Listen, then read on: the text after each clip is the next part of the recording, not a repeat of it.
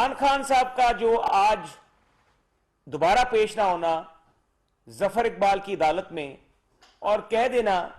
कि आज भी मेडिकल की बेसिस के ऊपर कहा गया कि इस्तिस्ना दी जाए हाजिरी से और वो खुद पेश नहीं हो सकते, तो ये चीजें आप देख लें, एक दोहरा म्यार है कि एक तरफ तो खान साहब जो कि इंसाफ के दावेदार हैं, रियासत मदीना के दावेदार हैं, एक तरफ कहते हैं कि हमें हजरत उमर रजी तआला अन्हु की मिसालें सुनाते हैं और तोशा खाने में से वारदातें डालते हैं, घड़ियां चोरी करते हैं, मोबाइल फोन चोरी करते हैं, डिक्लेयर नहीं करते और करोड़ों अरबों रुपए का सामान जो है उसकी कम कीमत लगवाने के बाद अपने गोशवारों में जाहिर नहीं करते। और जब वो चोरी पकड़ी जाती है, रियासत मदीना का जो अलमबरदार है, झूठा जो ये शख्स है, और जब वो चोरी पकड़ी जाती है और वो मुकदमा एक सेशन अदालत में जाता है, तो ये जो इंसाफ की बात करने वाला है और पूरी कौम को लेक्चर देता है रियासत मदीना का, ये शख्स खुद इंसाफ की अदालत में कटहरे में पेश नहीं होता। और जब ये कटहरे में पेश नहीं होता तो ये अपने आप को किस बुनियाद के ऊपर ये कहता है कि जी मैं इंसाफ का और मैं रियासत मदीना का अलमबरदार हूं। अगर यही सूरत हाल है तो क्या अदालतें अपना एहतराम नहीं करवाएंगी? क्या जफर इकबाल साहब की अदालत में एक शख्स का ना पेश होना, चाहे वो सुप्रीम इलेक्शन कमीशन के बाहर हंगामा केस हो, चाहे वो मेरी तरफ से दायर की गई FIR हो, और चाहे वो इलेक्शन कमीशन का इस्तगासा हो, तो इमरान खान तो आज तक जफर इकबाल की अदालत में एक दिन भी पेश नहीं हुआ और हर दफा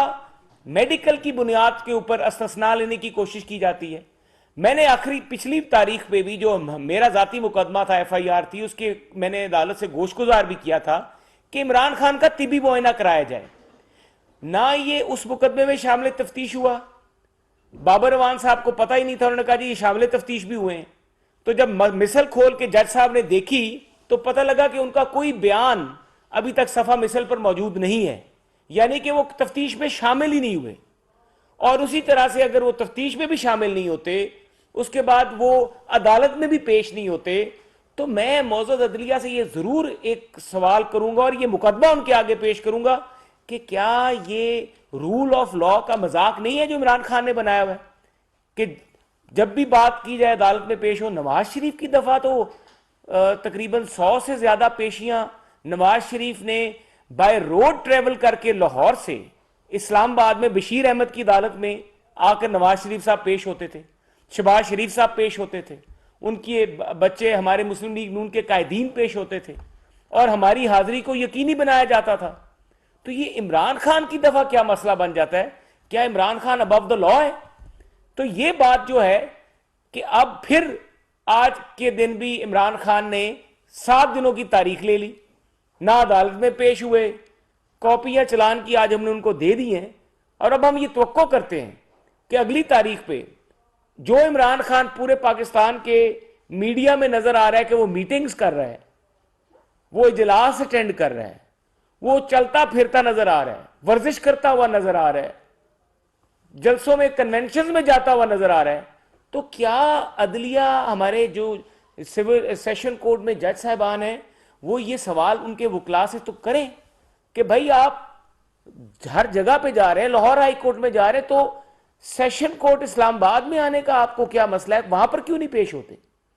और आपके ऊपर फर्द जुर्म आयद करनी है, फर्द जुर्म से भाग रहे हैं और प्लस्तर के पीछे छुपे हुए। तो ये प्लस्तर के पीछे जो छुपा हुआ शख्स है, अगर ये कानून से बालातर है और कानून से बड़ा है तो फिर हमें बता दें और हम भी लोग ये समझ लेंगे कि भाई कॉन्स्टिट्यूशन से, लॉ से ये शख्स जो है ये बड़ा है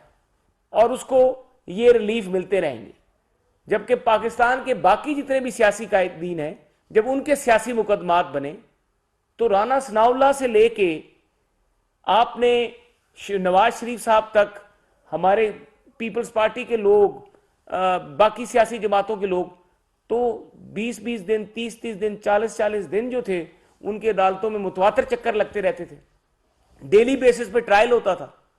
और यहां पर एक जेन्युइन चोरी पकड़ी गई है एक शख्स की और वो आज तक अदालत में पेश नहीं हो रहा। तो ये जो म्यार है मेरी तो समझ से बालातर है और ये मंतक जो है ये हमारी समझ से बालातर है।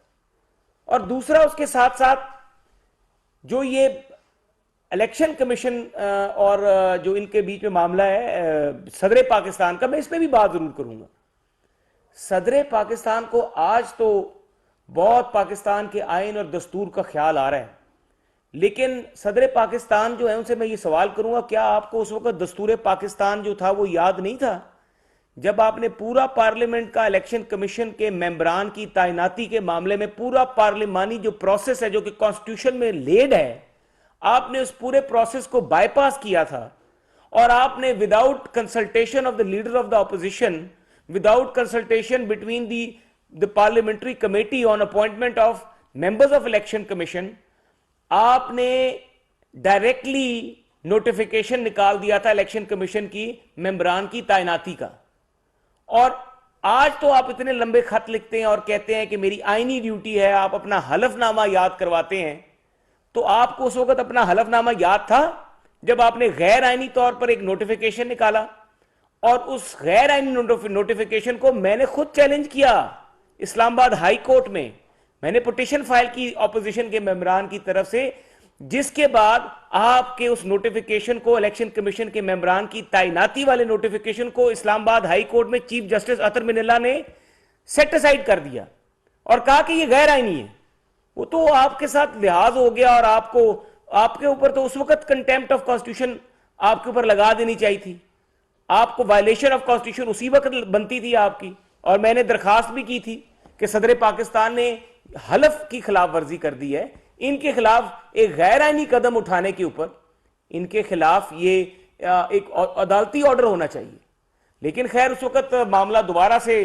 चीफ जस्टिस साहब ने भेज दिया पार्लियामेंट में और चेयरमैन सेनेट और स्पीकर ने वो मामला दोबारा से तय करवाया। लेकिन आपका सदर पाकिस्तान साहब वो जो नोटिफिकेशन था वो गैर आईनी था। आज अगर आपको अपना हल्फ जो आइन में दिया गया है, आज अगर आपको आइन की वो तमाम दस्तूर की शिक्कें याद आ रही हैं, तो क्या आपको उस वक्त याद नहीं थी? क्या आपको उस वक्त आईने पाकिस्तान की वो शिक याद नहीं थी जब एक आईनी तरीके से दी गई तहरीके अदम एतमाद को आपने एडिंग करते हुए स्पीकर नेशनल असेंबली की, डिप्टी स्पीकर नेशनल असेंबली की, वजीर आजम के कहने के ऊपर आपने एक आईनी तौर पे मुंतखब असेंबली को तोड़ा? आपको तो उसी दिन मुस्ताफी हो जाना चाहिए था अपने ओहदे से जिस दिन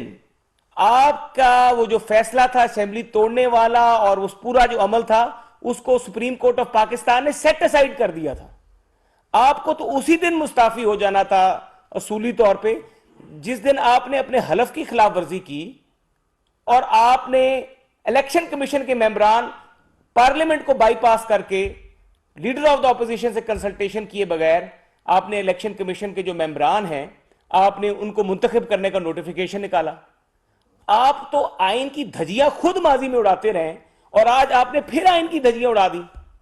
कि जो कंसल्टेशन का प्रोसेस है, आप समझते हैं कि आपकी आईनी जिम्मेदारी है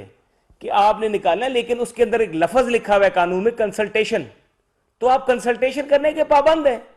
ना। आपने माजी में कंसल्टेशन की ऑपोजिशन के लोगों से, इलेक्शन कमीशन के ऊपर आपने उस वक्त भी दबाव डालने की कोशिश की और यह रिकॉर्ड का हिस्सा है कि आज भी वो इस्लामाबाद हाईकोर्ट का चीफ जस्टिस अतर मिनल्ला साहब का फैसला निकाल के देख लें जिसमें उन्होंने आपका नोटिफिकेशन सस्पेंड किया है और आज फिर आपने गैर आईनी खत लिख दिया है। खैर ये तो मामला देखेंगे वक्त के साथ साथ, लेकिन आप सदर पाकिस्तान हैं, आप तहरीक इंसाफ के कारकुन नहीं हैं। जिस मनसब पर आप बैठे हैं इस मनसब पर आप पाकिस्तान के सदर के तौर पे बैठे, आईनी तौर पे आप यहां पे किसी सियासी जमात के नुमाइंदे की हैसियत में नहीं बैठे हुए जो कि आप काम कर रहे हैं। तो मैं दो चीजों पे आज बहुत अहम दिन है कि मैं फिर ये तवक्को करूंगा कि पाकिस्तान की सीनियर अदालतों को, जजेस को इस चीज का नोटिस लेना चाहिए कि जो सेशन कोर्ट्स हैं वो भी पाकिस्तान की अदालतें हैं और अगर बाकी सियासी कायदीन है जिसमें बिलखुसूस नवाज शरीफ साहब और उनके पूरे खानदान और मुस्लिम लीग नून के कायदीन हैं, उन्होंने ट्रायल कोर्ट्स का एहतराम किया और एक पेशी पे खुद घंटों आके पेश होते रहे, खड़े रहे अदालतों में, तो आज इमरान खान के साथ ये बर्ताव, उसको ये जो ट्रीटमेंट मिल रहा है, ये मैं समझता हूं गैर मुनासिब है। और अब इमरान खान साहब को तारीखों पे पेश होना चाहिए। अगर वो इंसाफ के अलमबरदार हैं और अगर उन्होंने घड़ी चोरी नहीं की तो वो आए अदालत में, जवाब दें और मुकदमे का सामना करें।